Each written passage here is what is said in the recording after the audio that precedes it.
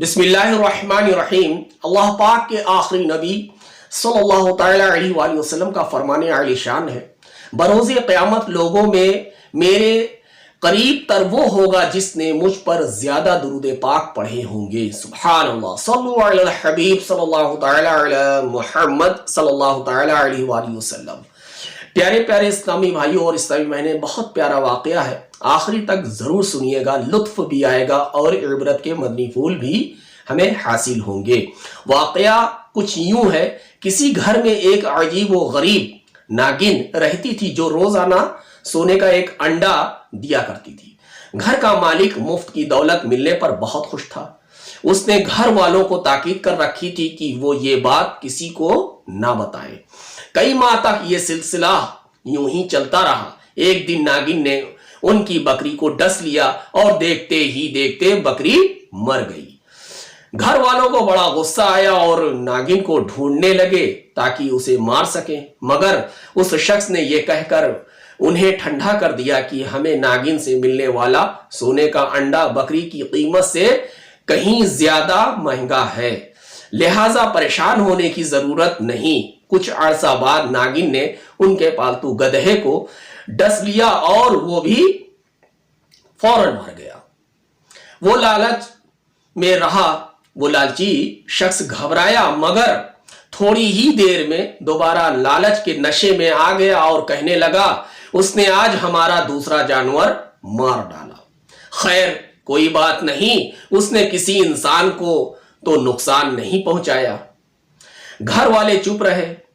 उसके बाद 2 साल तक नागिन किसी को न डसा। घर वाले अपने जानवरों को भूल गए। अचानक एक दिन फिर नागिन ने उनके गुलाम को डस लिया। उस बेचारे ने मदद के लिए अपने मालिक को पुकारा, मगर उससे पहले कि मालिक उस तक पहुंचता, जहर की वजह से गुलाम भी मर गया। अब वो लालची शख्स परेशान होकर कहने लगा, इस नागिन का जहर तो बहुत खतरनाक है। उसने जिसको डसा फौरन मर गया, कहीं ये मेरे घर वालों में से किसी को न डस ले। वो कई दिन तक इसी परेशानी में रहा, मगर सोने के अंडे की चमक दमक ने एक बार फिर उसकी आंखों पर पट्टी बांध दी और ये सोचकर खामोश हो गया कि अगरचे नागिन की वजह से हमें नुकसान हो रहा है, मगर सोने के अंडे भी तो मिल रहे हैं।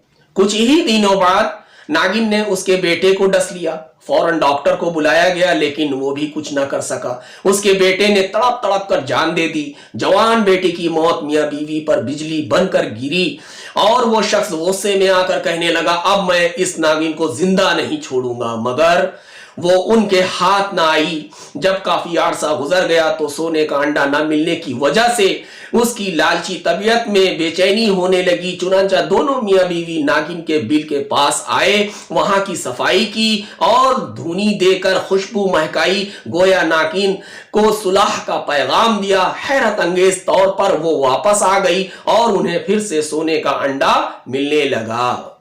माल व दौलत के हिर्स यानी लालच, हिर्स ने उन्हें अंधा कर दिया और वो अपने बेटे और गुलाम की मौत को भूल गए।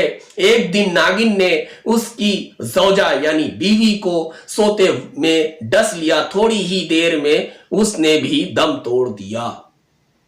अब वो लालची शख्स अकेला रह गया तो उसने नागिन वाली बात अपने भाइयों और दोस्तों को बताई। सब ने मशवरा दिया, तुमने बहुत बड़ी गलती की, अब भी वक्त है, संभल जाओ और जितनी जल्दी हो सके उस खतरनाक नागिन को मार डालो। अपने घर आकर वो शख्स नागिन को मारने के लिए मौका ताक पर बैठ गया। अचानक उसे नागिन के बिल के करीब एक कीमती मोती नजर आया, जिसे देखकर उसकी लालची तबीयत खुश हो गई। दौलत की हवस ने उसे सब कुछ भुला दिया। वो अपने आप से कहने लगा, वक्त तबीयतों को बदल देता है। हो सकता है नागिन की तबीयत भी बदल गई होगी कि जिस तरह ये सोने के अंडों के बजाय अब मोती देने लगी है, इसी तरह इसका जहर भी खत्म हो गया हो। चुनांचे अब مجھے اس سے کوئی خطرہ نہیں، یہ سوچ کر اس نے ناگن کو مارنے کا ارادہ ختم کر دیا۔ روزانہ ایک قیمتی موتی ملنے پر وہ لالچی شخص بہت خوش رہنے لگا اور ناگن کی پرانی دھوکہ بازی کو بھول گیا۔ ایک دن اس نے سارا سونا اور موتی برتن میں ڈالے اور اس پر سر رکھ کر سو گیا۔ اسی رات ناگن نے اسے بھی ڈس لیا۔ جب اس کی چیخیں بلند ہوئیں تو آس پاس کے لوگ وہاں پہنچ گئے اور اس سے کہنے لگے، تم نے اسے مارنے میں سستی کی اور لالچ میں آ کر اپنی جان داؤں پر لگا دی۔ لالچی شخص شرم کے مارے کچھ نہ بول سکا۔ اس نے سونے سے بھرا ہوا برتن اپنے رشتہ داروں اور دوستوں کو دیتے ہوئے نہایت حسرت کے ساتھ کہا، آج کے دن میرے نزدیک اس مال کی کوئی قیمت نہیں، کیونکہ اب یہ دوسروں کا ہو جائے گا اور میں خالی ہاتھ اس دنیا سے چلا جاؤں گا۔ اور پھر کچھ ہی دیر میں وہ مر گیا۔ اللہ اکبر۔ پیارے پیارے اسلامی بھائیوں اور اسلامی بہنیں، دیکھا آپ نے کہ مال و دولت کی حرص یعنی لالچ نے ہنستے بستے گھر کو اجاڑ کر رکھ دیا۔ حریص کی نگاہ محدود ہوتی ہے، جو لالچی ہوتے ہیں ان کی نگاہ محدود ہوتی ہے، جو صرف وقتی فائدہ دیکھتی ہے، جس کی وجہ سے وہ درست فیصلے کرنے میں ناکام رہتا ہے۔ جیسا کہ اس حکایت میں لالچی شخص کو دولت کے نشے نے ایسا مدہوش کر دیا کہ بیٹے اور زوجہ کی موت بھی اسے ہوش میں نہ لا سکی اور بالآخر وہ خود بھی موت کے منہ میں جا پہنچا۔ اللہ اکبر۔ دیکھتے ہیں یہ دن اپنی ہی غفلت کی بدولت، دیکھتے ہیں یہ دن اپنی ہی غفلت کی بدولت، سچ ہے کہ برے کام کا انجام برا ہے۔ دیکھا پیارے اسلامی بھائیوں، جو دنیا میں لالچ خوری کرتا ہے اس کا انجام برا ہوتا ہے۔ جیسے کہ اس واقعے میں آپ نے سنا، اس شخص کے آنکھوں پر پٹی بندھی ہوئی تھی۔ جو لالچی ہوتا ہے اس کی عقل جو ہے محدود سوچتی ہے، وقتی فائدہ دیکھتی ہے۔ جیسے کہ اس کا جو سوچنا تھا اس وقت میں یہ یہی تھا کہ سونے کا انڈا مل رہا ہے۔ اگر چاہتا عقل مند ہوتا، وہ لالچ میں نہ آتا، تو اس کی جب بکری مری تھی تو اسی وقت وہ ہوش میں آ جاتا اور لالچ کو اپنے دل سے نکال دیتا، تو اس کو یہ انجام نہیں دیکھنا پڑتا۔ بکری کے بعد اس کا گدھا مرا، پھر اس کا غلام مرا، پھر اس کا بیٹا مرا، پھر اس کی بیوی مری، پھر حتیٰ کہ وہ خود بھی جان سے ہاتھ دھو بیٹھا۔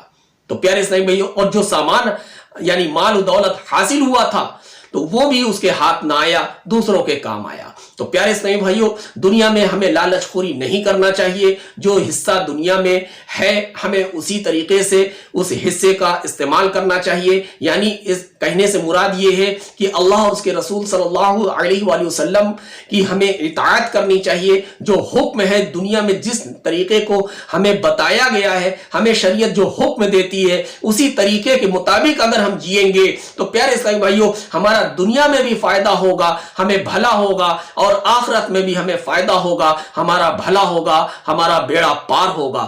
پیارے اسلامی بھائیوں، جو شخص لالچ کرتا ہے اس کا انجام برا ہوتا ہے۔ تو ہمیں لالچ دنیا کی نہیں کرنی ہے، بلکہ اگر لالچ کرنی ہے بالکل آپ لالچی بنیے۔ لالچی کس لیے بنیے؟ آپ نیکیوں کو حاصل کرنے کے لیے بنیے کہ ہمیں یہ اللہ عز و جل زیادہ سے زیادہ نیکیاں حاصل کرنے کی توفیق عطا فرما، ہم زیادہ سے زیادہ جو ہے نیکیاں حاصل کر سکیں۔ ایسی کوشش کریے، ایسی دعا کیجئے۔ تو پیارے اسلامی بھائیوں، ایسی لالچ جو ہے ہمیں کامیاب کر دے گی۔ دنیا کی لالچ ہمیں برباد کر دے گی، ہمارا بیڑا غرق ہو جائے گا، اور نیکیوں کی لالچ ہمیں کامیاب کر دے گی۔ فیصلہ ہمارے ہاتھ میں ہے، عقل ہمارے پاس میں ہے، جان میں جو ہے سانس جو ابھی باقی ہے یہ ہمیں جو ہے احساس کرا سکتی ہے، وقت ہمارے پاس میں ہے۔ تو پیارے اسلامی بھائیوں، خدا را ہوش میں آئیے، دنیا کی لالچ سے اپنے آپ کو محفوظ فرمائیے، محدود کیجئے، اور نیکیوں کو پانے کے لیے، حاصل کرنے کے لیے کوشاں ہو جائیے اور